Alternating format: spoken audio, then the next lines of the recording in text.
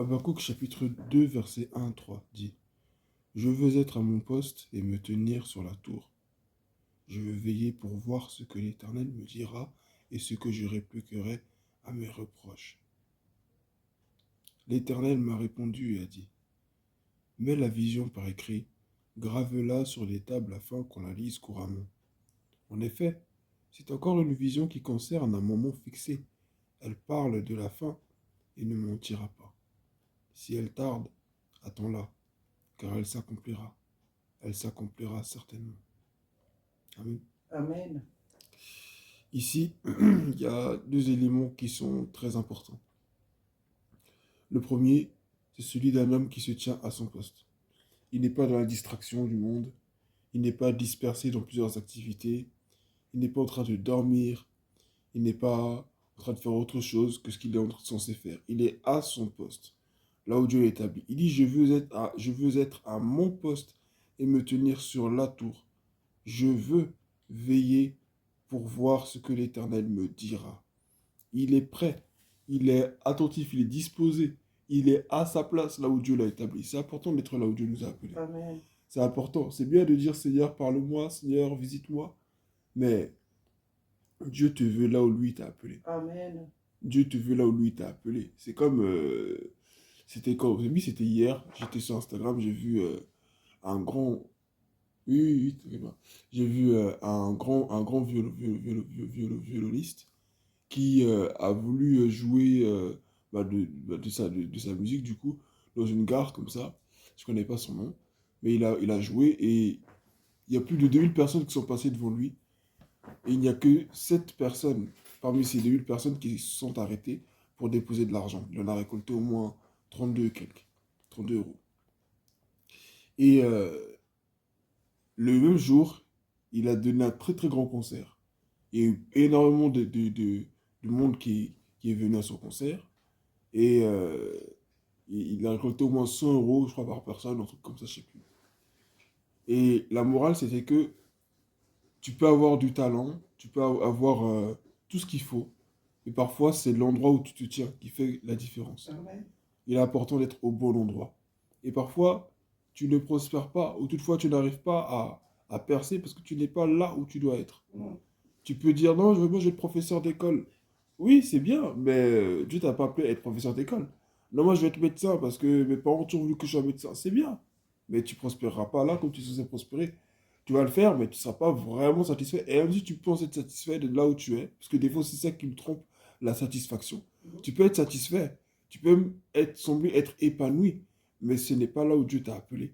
Et souvent c'est ce qui nous trompe. On pense que quand Dieu ne nous a pas mis quelque part, forcément on sera triste, forcément on sera insatisfait, forcément on sera aigri. Pas forcément. Si tu crois que c'est ta voie, tu vas être épanoui, mais tu ne seras pas à ton plein potentiel. Tu ne vas pas jouir de tout ce que Dieu a pour toi. Si Dieu a un endroit où il dit que là, quand tu vas être là-bas, tu seras à 100%, bah, là où tu es actuellement aussi, c'est vu que ce n'est pas là où Dieu t'a appelé, tu seras peut-être à 60%, 15%, 50%, tu vois. Donc, il est important d'être là où Dieu nous appelle. Amen. Et lui, il était prêt à recevoir la parole de Dieu. La deuxième chose, c'est l'éternel marque. La deuxième chose qui va nous intéresser, en plus du fait d'être à son poste, c'est le fait qu'ils disent l'éternel m'a répondu et a dit, mets la vision par écrit, grave-la sur les tables afin qu'on la lise couramment. Amen. En effet, c'est encore une vision qui concerne un moment fixé. Elle parle de la fin et ne mentira pas. Si elle tarde, attends-la, car elle s'accomplira certainement. Pour recevoir de Dieu, pour entendre la... Enfin, la deuxième chose qui est importante, c'est que il a entendu la voix de Dieu. Dieu lui avait parlé. Il s'attendait à ce que Dieu lui parle. Et Dieu lui a parlé. Dieu lui a parlé d'une promesse, une vision qui ne doit être pas écrite. Une promesse dont il doit attendre l'accomplissement. C'est important d'être là où Dieu nous a appelés. C'est vraiment rattaché à notre destinée. C'est très important. Souvent, on aime mystifier les choses. Non, mais Dieu fait ce qu'il veut. Où que tu ailles, Dieu est avec toi. C'est vrai.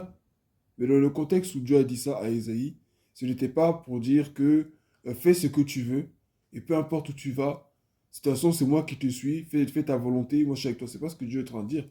Dieu est en train de lui dire que je te protégerai, je suis avec toi, ma main est sur toi, où que tu foules le pied, je te protège. Il s'agit là surtout de la protection de Dieu, de l'orientation que lui-même Dieu donne à la vie d'Ésaïe. Parce qu'Ésaïe, c'est un prophète, il va prophétiser, des gens ne vont pas aimer son message, des gens vont se lever contre lui, des gens vont l'attaquer. Donc il dit, bah, même si tu traverses l'eau, tu ne vas pas te noyer. Si tu traverses le feu, tu ne te brûleras pas. Faut dire que, quels que soient les risques que tu vas prendre, voilà, voilà, les risques qu'implique ta mission, tu ne vas pas. C'est comme quand Dieu dit à Jérémie, comment dire, on te combattra, mais on ne te vaincra pas, etc. Ce genre de choses. C'est la même chose. Donc, Dieu, ils te feront la guerre, voilà, merci, mais ils ne te vaincront pas. Donc, Dieu est vraiment avec nous, où que l'on aille, c'est dans ce sens-là qu'il dit. Mais ça ne veut pas dire que fais ce que tu veux, va où tu veux, mais si c'est ça, alors tout le monde peut aller n'importe où. Mais quand tu n'es pas à ta place, il y a des choses que tu n'auras pas quand tu n'es pas à ta place. Donc, c'est important. Abraham, qu'il est à sa place. Et quand il est à sa place, Dieu lui a parlé. Dieu lui a dit, vas-y, fais ci, fais ci, fais ça, fais ça, fais ci, fais ça. C'est comme ça. Moïse était sur la montagne, dans la présence de Dieu. Et c'est là que Dieu lui a donné les instructions pour dire, je t'ai appelé à faire ceci, ceci, cela. Gideon était en train de battre le froment. Et puis l'ange d'Éternel lui est apparu et lui a parlé.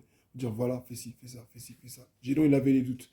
Il a dit, ok Seigneur, c'est vraiment toi qui me parles. Donne-moi des signes. Nanana. La toison qui est sèche au milieu et humide autour. Un autre jour encore, un signe encore du même genre que Gideon a demandé. La toison humide au milieu, mais sèche autour, cette fois-ci. Un autre jour, ouais, bon, bref, une fois c'était l'inverse. Donc, demandons, soyons à notre place. Amen. Amen. Soyons à notre place pour recevoir de Dieu ce qu'il a pour nous. Pour Amen. vraiment être bénis par le Seigneur. Alléluia. Soyons à notre place. C'est très important. Amen. Amen.